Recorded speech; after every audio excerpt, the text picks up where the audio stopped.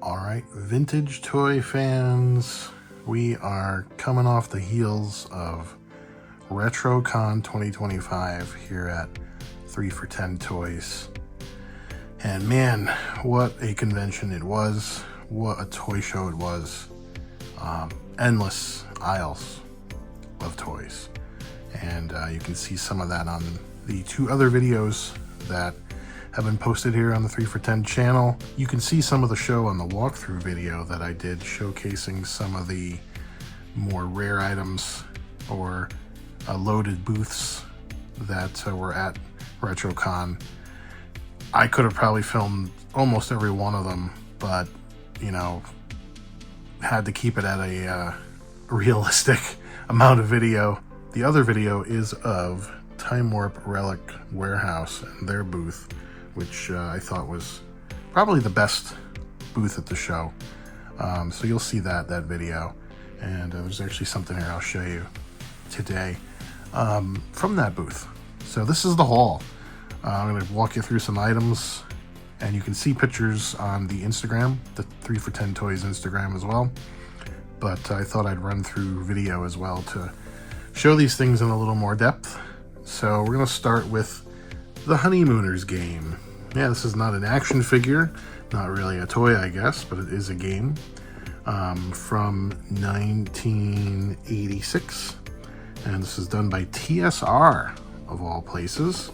Honeymooners is a TV show from the 50s, which I grew up watching, not because I was born in the 50s, no, but my grandparents, my parents put it on, and I fell in love with it from the time when I was a kid. So I've always watched it. I still watch them when they pop on. I have the DVDs and a couple little collectibles here or there, but not very much.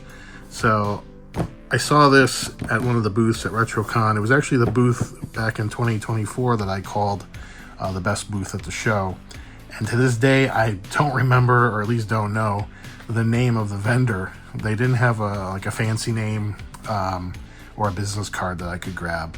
But I do call it out in the walkthrough video, so you'll see that. You'll at least see what else they had. The Honeymooner game, it was a really great price. I expected it to be a lot more when I asked, and when I was told what the price was, it was a no-brainer.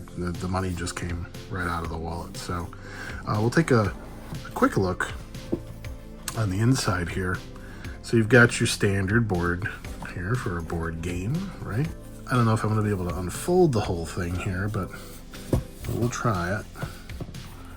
So you get an idea of what this board game is like. Try not to hit the camera. There you go. There's, oh boy. Got it. There's the Honeymooners board game, and it's got different sections that correspond to the show. If you watch the show, it'll make a lot of sense. But it's a pretty large board, my goodness. So that's that. There are 6 Ralph Cramden figures. Ralph is Jackie Gleason, the main character, of course. 2 dice.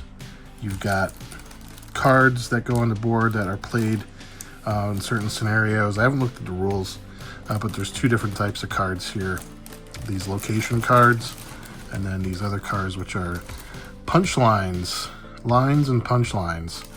So kind of interesting. I'll have to actually play it one of these days, but for now, it was just because it was Honeymooners. You don't see Honeymooners collectibles that often, so I grabbed it. All right, now we'll move on to the next thing here. Now, this packaging is not in very good shape. I'll admit that. But these Mazinger Z toys from Argentina are very hard to come by, and when they are mint, they're extremely expensive. So I'm a huge Mazinger Z fan. Transor Z, as he was known here in the States. I remember one day I was expecting Voltron to come on TV, and instead of Voltron, Mazinger Z or Transor Z came on. What is this? You know, I was surprised, a little bit upset at first, and then I discovered how awesome Transor Z was. So for years, it kind of faded away. I didn't understand, and I didn't know at the time what the connection to Mazinger, Shogun, Transor really was. And as I discovered that, I got deeper and deeper into it, and now I have a lot more collectibles, both from the Transor and the Mazinger days. So this one, like I said, Argentina, the packaging is not great, but this is Transor Z's, I think it's Jetpack, Flight Pack, whatever you want to call it. But the artwork on this is amazing. Look at that. It's so cool. The packaging is not great. It's still sealed, more or less. It popped a little bit down here. It's got sort of the mirror material that like Tomax and Zaymot, the old G.I. Joe Hasbro packaging had. If we look at the back, speaking of artwork, look at that. It's just beautiful. I don't know. I love it. I love the design of Transor, of Mazinger, and all the characters that go with it. So you got the bad guys there, the good guys, the monsters. Pretty nice, right? I've not seen a whole lot of these for sale.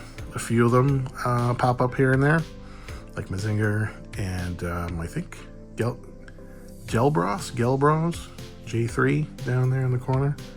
I've seen those pop up, and I think Brutus might have popped up recently. And they're very expensive. They're for like $400, $300. So yeah, these get up there. So this one here, these figures here are by a company called Playful, like I said, from Argentina. So this is sort of my representation in the collection of the Argentina Mazinger Z collection, just based on the artwork. And of course, I got a good price because of the fact that the packaging is not in that great a shape. But I'm going to get a case for it and protect it and put it on display. From that same vendor, which, by the way, another one that I don't know the name of. They didn't have a business card. They didn't have a fancy name. But they had a nice booth. It was a smaller booth, but they had some really cool stuff. Obviously, the Mazinger stuff. And this is a bootleg wrestler action figure. Now, I know what you're saying. I've seen a million of these before. Just regular old bootleg wrestling figures. They're a dime a dozen. This one here caught my eye, and another case of can't walk away without it, because if you look really close at his face, if I can get around the glare, you'll see the sunglasses. You'll see the long black sort of, I don't want to say greasy but wet hair look, and that kind of look in the face a little bit. You know who it is yet? My favorite of all time, Bret the Hitman Hart. This is a bootleg. I don't know if it was intentional or unintentional, but this is a bootleg in my mind of Bret the Hitman Hart. Yeah, he doesn't have the pink. I know, it's orange, but that's what makes it a bootleg. That's what makes it fun. But he's got the sunglasses. He's got the look. And I've never seen a Bret Hart bootleg wrestling figure before until now. So had to have it. Has to go in the Bret Hart collection. Maybe one day, if Bret's at a show, I'd like to bring this and show it to him. I wonder if he's ever seen it. So nothing on the back. So these are like, rack toy bootleg figures. And there's no date on this one. But yeah, a must have. So thank you to the vendor that sold me this and the Mazinger. If you're watching this, please tell me who you are, because I would love to give you credit. But those are two great pickups right there. Now getting into a couple of smalls here, a few smalls. Raiders of the Lost Toys had a great booth. It was like a buffet of toys. Shelves full of toys, and then tables in front of the shelves that just were scattered with toys. loose toys, small toys, bigger figures, smaller figures. It was amazing. You really had to have a keen eye and really pay attention to see what was in front of you. I went up and down a couple of times just to look, and each time I caught something new, especially the figures here that I ended up buying. Of course, the Dungeons and Dragons. Is that the Fire Lord? I forget the name of it, but Fire Lord or Fire Spirit. But had this as a kid, was one of my favorite from the Dungeons and Dragons line, the LJN, and spotted it on the table. I don't have it anymore. Don't know what happened to my original one. So yeah, here it is. It's back with me. Then I spotted this little guy. Didn't even know who he was, really. He was just cool, and the price was right, and the fact that I had a couple other things, I thought, I'll get a nice bundle deal out of this. Turns out it's a Universal Monsters Bendy from the 90s. Kind of cool, kind of different. A werewolf. And then the last piece on the bundle deal for Raiders of the Lost Toys is Bugs Bunny. Rocking out. He's got his carrot guitar and his leather jacket and boots. My daughter is a big Bugs Bunny fan, as am I, and Looney Tunes. So I bundled this in to give to her because I think she'll love it. She's also a bit of a musician. She knows how to play guitar, so I think she will really like this. This is for you, Leia. So that's the haul from Raiders of the Lost Toys. I'll show you their card here real quick. Raiders of the Lost Toys. They're in Woodbury, New Jersey. You can look them up online. They had a lot of great stuff. Okay, moving on to the next piece here. Check that out. I don't know if you'd call this a Soki. I guess it falls in line with the Soki category. But this here is a little different. It says not a bubble bath. This is not a bubble bath. So it says to squeeze the bottle and out squirts a mild, gentle foam. So a foamy, if you take the cap off here, you can see what they were talking about. It's not just something you pour out. You actually do have to squeeze this to get it to come out. So I don't think there's anything in there anymore. It still smells nice. But this came from Lost in Toys. Lost in Toys had a great booth also. A lot of variety, a lot of odds and ends at Lost in Toys. They had a few others like this, other characters. But Spider-Man is my guy, and I always try to walk away from a show like this with an odd vintage Spider-Man item. And what could be more odd than this? A not Soaky, not bubble bath, squeezy, foamy Spider-Man empty container.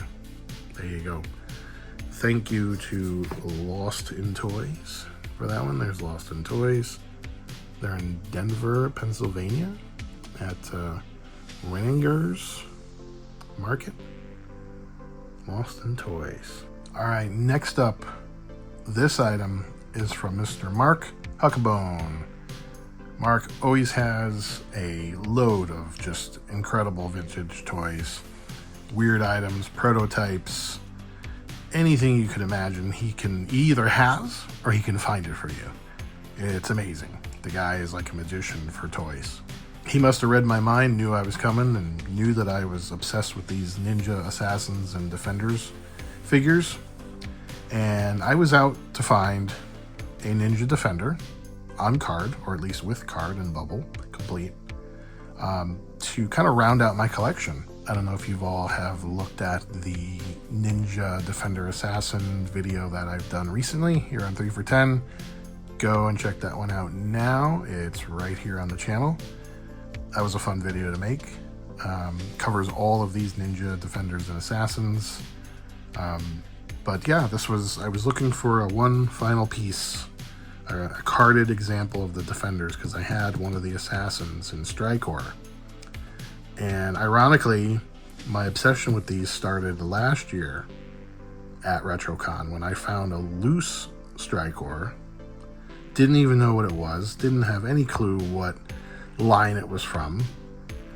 and started doing research, started finding out more about these. They became very interesting to me, and the next thing you know, I got a whole set plus a carded Strikor, which was the first one that I bought.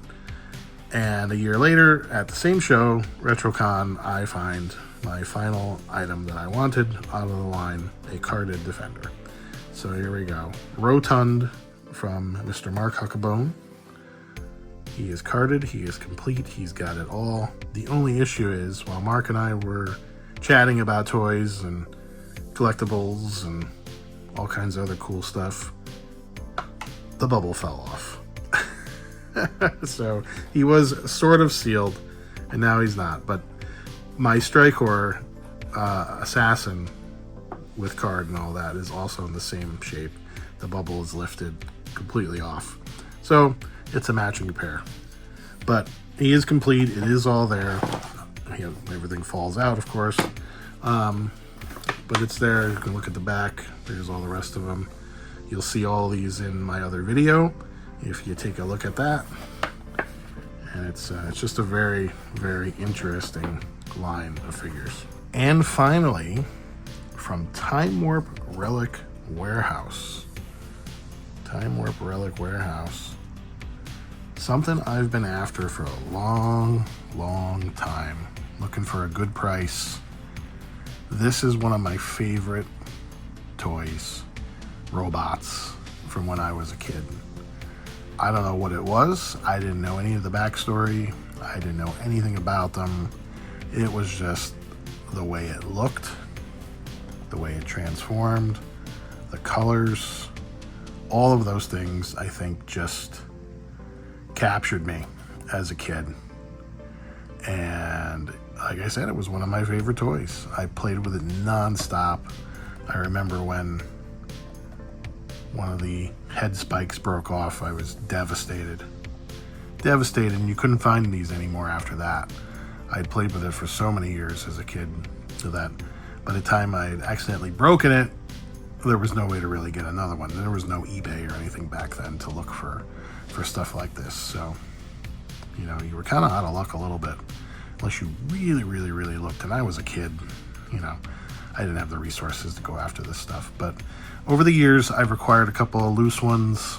The same things happen to them, actually. The loose ones, they end up in a bin by accident or drop them or something, and one of these things breaks off, and it's still devastating to this day.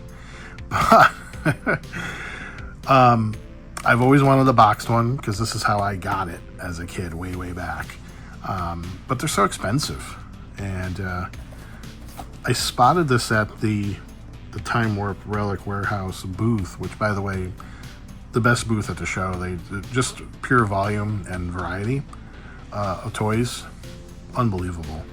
So, and go check out that video too. There's a separate video for Time Warp Relic Warehouse from RetroCon 2025. Yeah, I spotted this while I was filming their booth, and I asked to see it and saw the price and asked if they could do any better, and well, because I had taken my time in shooting their booth, I was offered a nice deal, and I appreciate that very much. So thank you to the folks at Time Warp Relic Warehouse. I do appreciate it. And you crossed off a much wanted item from my want list of vintage toys with this one. Yeah, this one means a lot. So it's going to go on display here in the showroom in a prominent spot.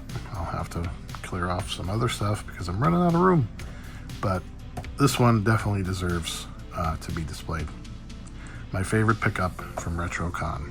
That'll do it for RetroCon 2025. Please go and watch the other two videos that are in this series for RetroCon. I think you'll like what you see in the walkthrough and the Time Warp Relic Warehouse video. There's some really great stuff to see. Check out 3 for 10 Toys on Instagram as well. You'll see some additional photos there, also very much worth your time. This was a great show, my favorite show of the year. There's some other ones coming up. Looking forward to those as well, and we'll do our best to cover those. And yeah, we'll definitely be back at RetroCon in 2026. Thanks all. Appreciate it. Remember to please like, subscribe, tell your friends, share, comment, all that good stuff. And we will see you on the next one. Bye, everybody.